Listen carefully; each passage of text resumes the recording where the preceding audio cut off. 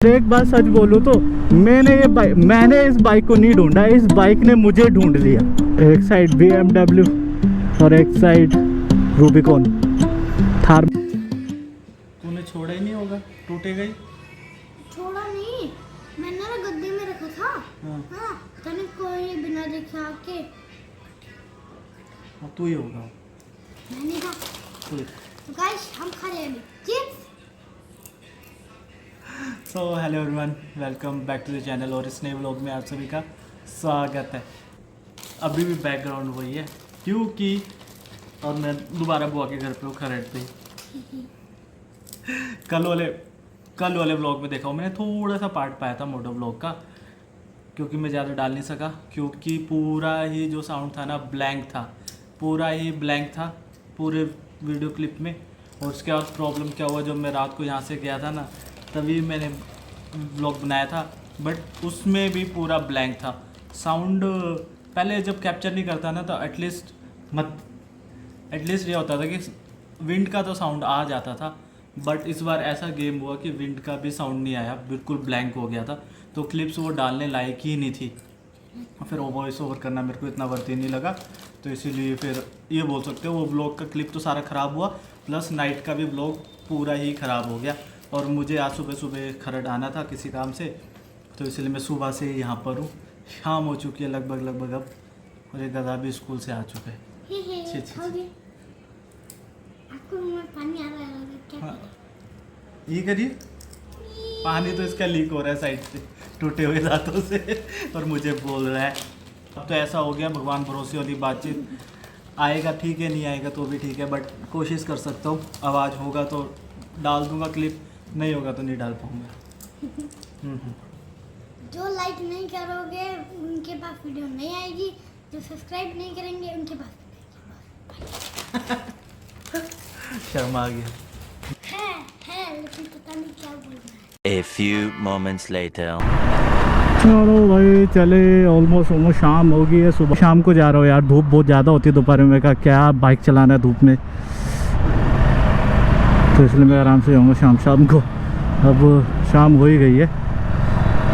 अब मेरे को लगता है ये चैनल तो है भगवान भरोसे, क्योंकि जो एक दिन पहले सदमा लगा था ना भाई, अच्छा हुआ सदमा लगा था, मैं झेल नहीं पाता। मैं तो सोच लिया था अब ये चैनल भगवान भरोसे ही चलेगा, क्योंकि इतनी क्षमता नहीं है कि नया गोप्रो और मीडिया मोड ख़रीदा जा सके। और इसको रिपेयर कराने के लिए पूरे ट्राई सिटी में मेरे को कोई शॉप मिल नहीं रही थी। बट फिर कुदरतन मैंने रात को जब एक बार फूक फाक मार के देखा, इसको अच्छे से ठोक ठाक के चला के देखा, तो एक क्लिप में मेरे को साउंड आ गई जो मैंने उसी टाइम रिकॉर्ड किया था। अदरवाइज़ उससे पहले ना किसी भी क्लिक में जो भी मैं दोबारा ट्रायल के तौर पे करके देख रहा था, साउंड बार बार एक जगह भी आवाज़ नहीं आ रही थी, सब ब्लैंक हो रहा था, आवाज़ रिकॉर्ड ही नहीं हो रहा था। मैं तो डर गया था कि गोप्रो गया और नए वाले की क्षमता नहीं। पर अभी मैं दोबारा चेक करके आया हूँ अभी आने से पहले, तो मैंने उसमें देखा भाई साउंड आ रहा है। अब आ रहा है कि नहीं आ रहा है ये अब मेरे को सीधा एडिटिंग के टाइम पे पता चलेगा, उससे पहले मेरे को पता नहीं चल सकता। और अब ये ऑफिस की छुट्टियों का टाइम भी है, पीक टाइम है, तो ट्रैफिक मेरे को ऑब्वियस ही बात है भर के मिलने वाला है। गाड़ी थोड़ी आगे होती तो मैं साइड से निकाल लेता, मैं अंदर से आता तो और जल्दी पहुँच जाता। और मेरे को बाहर से आना पड़ रहा था क्योंकि ये बाइक देखो ना रिज़र्व पे लगी हुई है। उस दिन रात को भी बाइक रिज़र्व पे लगी हुई थी। ये वाला पेट्रोल पंप फिर मेरे को फूफा जी ने सजेस्ट किया था, क्योंकि यहाँ से कम 4 या 5 किलोमीटर बाद ही दूसरा पेट्रोल पंप है, उससे पहले पेट्रोल पंप नहीं है। तो आज फिर यहाँ से मैं पेट्रोल डलवा लेता हूँ। अगर किसी को यकीन नहीं हो रहा, लग रहा है झूठ बोल रहा हूँ, तो वो क्लिप में दोबारा डाल देता हूँ अगर मेरे को मिल जाए तो।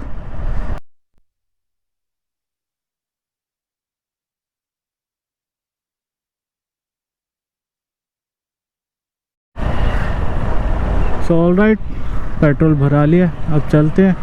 और स्कूल से आधे ही भाई ने सबसे पहली लाइन ये बोली कि भैया मेरा बर्थडे का व्लॉग क्यों नहीं डाला अभी तक, और जबकि मैं व्लॉग डाल चुका था। इसको यूट्यूब डायरेक्ट चलाने नहीं देते ना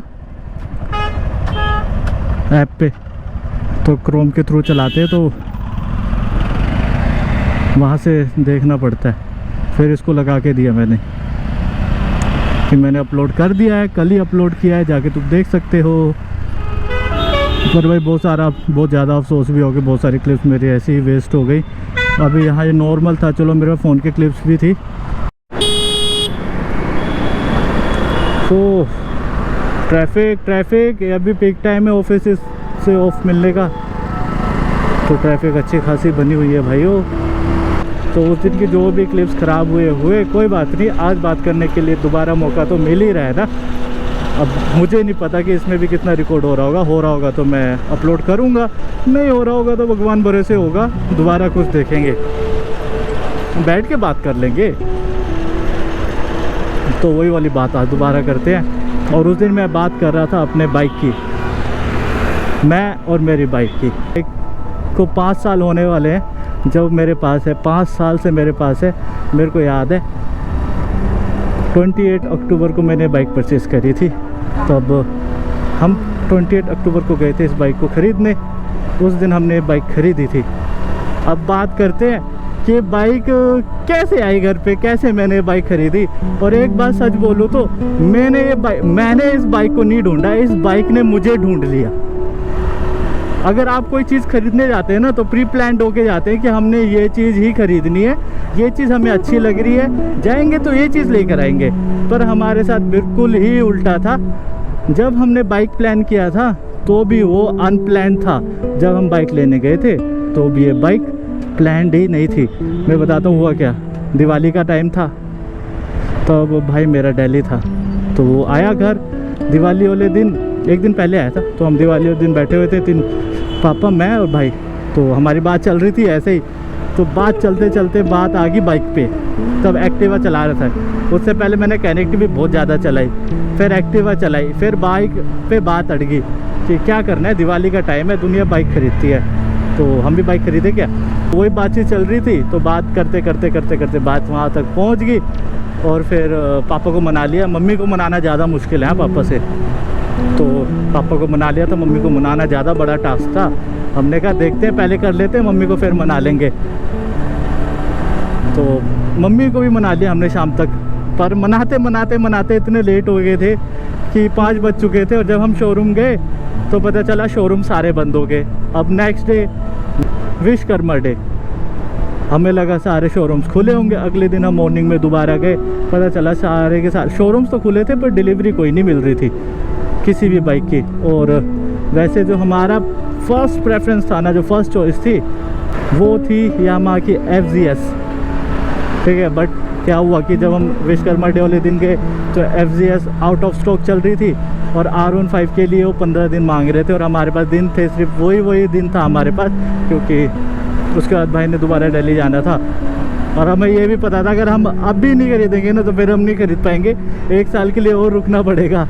तो फिर भाई बजाज वाले पे गए, RS 200 देखी, तो देखी भाई RS 200 देख कर ही मैं बोला बस हो गया भाई, अब नहीं। क्योंकि इतनी बड़ी लग रही थी ना बाइक, मेरे को देख कर ही कॉन्फिडेंस नहीं आ रहा था कि मैं वो बाइक चला पाऊँगा या नहीं चला पाऊँगा। तो फिर मना कर दिया वो बाइक के लिए। तो हमने कहा यार अब तो नहीं होने वाला। फिर हम घर जा ही रहे थे कि भाई रास्ते में सुजुकी का शोरूम आ गया, और वहाँ पे ना ये बाइक खड़ी थी शोकेस पे। और मैंने कभी इस बाइक के बारे में सुना नहीं था, देखा नहीं था। इससे पहले का जो वर्जन आता था ना जिक्सर, अगर वो लेना होता ना ऑप्शन में, मैं कभी भी नहीं लेता, 1 साल रुक जाता, पर वो बाइक कभी नहीं लेता। मुझे ये नहीं पता था कि ये नया मॉडल आ चुका है। तो मैंने देखा शोरूम की तरफ, ये बाइक वहाँ पे खड़ी थी फेस करके इस साइड को।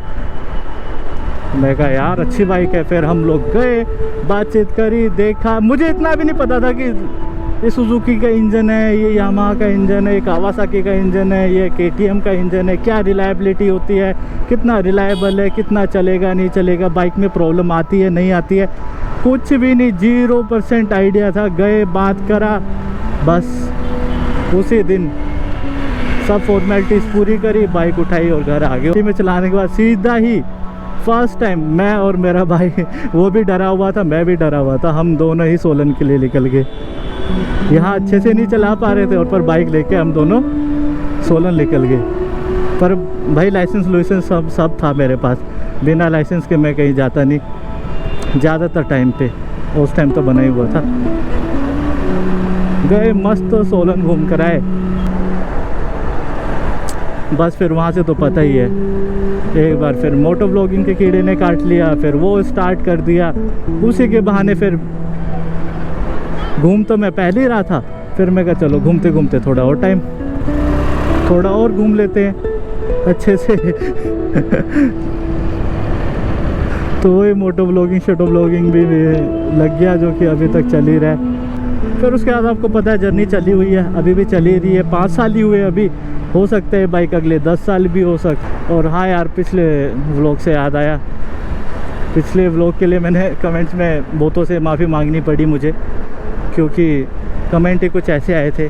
सबसे पहला कमेंट ही आया हुआ था जिसमें लिखा हुआ था फालतू में मेरा टाइम वेस्ट कर दिया, जब एग्जॉस्ट लगाना ही नहीं था तो थंबनेल में क्यों डाला।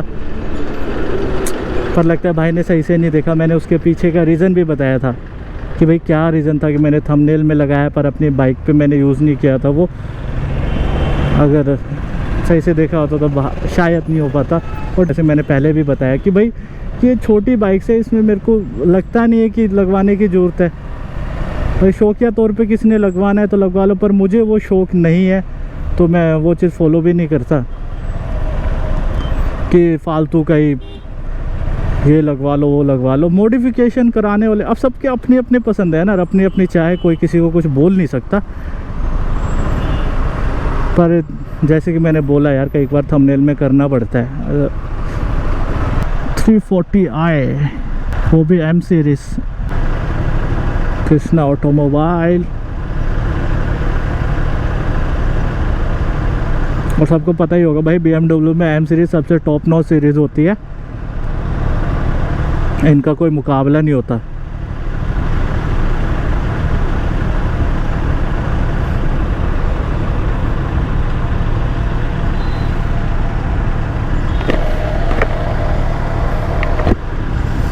एक साइड BMW और एक साइड रूबिकॉन। थार मत बोल देना यार, रूबिकॉन है।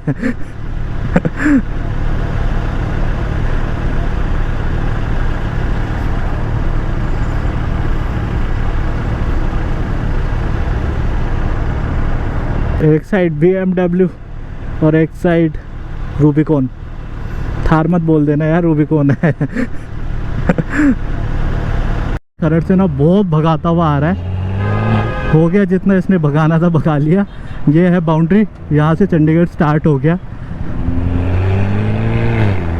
ओवर स्पीडिंग करेगा तो कोई नहीं रोकेगा, मैसेज आ जाएगा। एक चंडीगढ़ में राइड या ड्राइव करने का ये थोड़ा सा नेगेटिव पॉइंट है यार, यहाँ ज़्यादा तेज चला नहीं सकते हैं।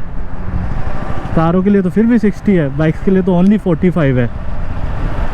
और तो और जहाँ पे कैमराज नहीं है वहाँ पे ट्रैफिक पुलिस वाले खुद बैठे होते हैं स्पीड गन्स लेके चेक करने के लिए भी कौन सामने से कितनी स्पीड में आ रहा है। वो भी एक पंगा है। अभी पीछे मैंने देखा था एक यूट्यूबर दिल्ली का था, उसने तो साफ साफ मना कर दिया कि भाई हम तो नहीं चंडीगढ़ आने वाले, क्योंकि अभी चंडीगढ़ ना चालानगढ़ बना हुआ है। बहुत स्ट्रिक्ट हो गए हैं ट्रैफिक पुलिस वाले, छोड़ते नहीं है किसी को भी। और सही बात है, अगर रूल तोड़ रहे तो कोई क्यों ही छोड़ेगा आप लोगों को, क्यों, वाई वाई वाई। तो आपको ऐसे बोलता हूँ, बुराई तो नहीं करूँगा किसी की, पर बोलूँगा ज़रूर कि ये ई रिक्शाज होती है ना, इनसे थोड़ा सा दूर रह के ही बाइक चलाना चाहिए, क्योंकि अगर टकराए तो इनका कुछ जाना नहीं, हमारा कुछ रहना नहीं। कहीं से भी कभी भी कैसे भी मोड़ देते हैं। पहले तो चलो ऑटो वाले अंकल जी हुआ करते थे, सीधा जाएंगे और एकदम से ही लेफ़्ट ले लेंगे सवारी के लिए।